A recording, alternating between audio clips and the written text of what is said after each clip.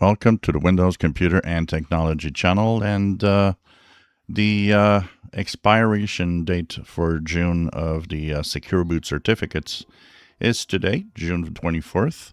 And Microsoft did say that with the last update of the preview updates, there's a whole batch of certificates.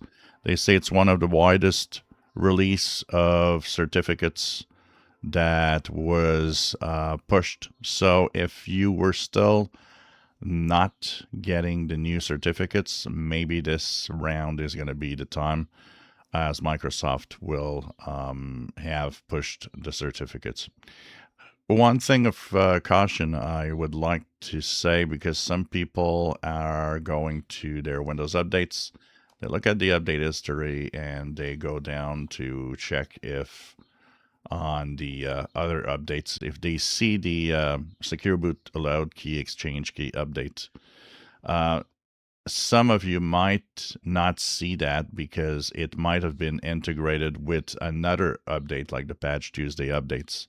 So it doesn't show up as a separate update because it's part of the package. The best way, once again, to see if that is the case, that you have the certificates installed, is to go to your Windows Security app. And in the Windows Security app, look at Device Security and look at the little check mark and the information that's written under Secure Boot. This is really the place where it's going to show up if everything is all right or not, if your certificates are updated and that you're okay.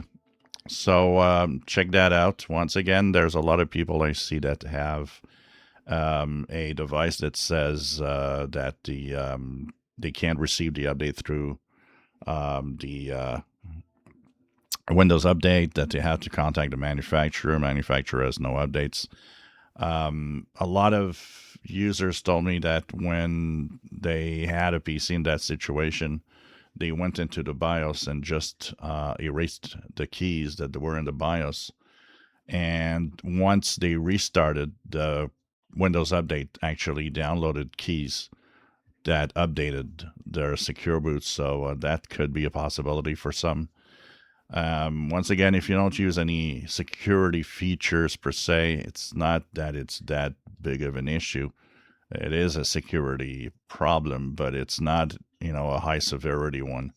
So, it's not, a lot of people are not even using secure boots on some machines. And it's still, um, something that they don't really need necessarily. So we'll see. And if there's more information coming up, we'll check that out. If you enjoy my videos, please subscribe, give us thumbs up. Thank you for watching.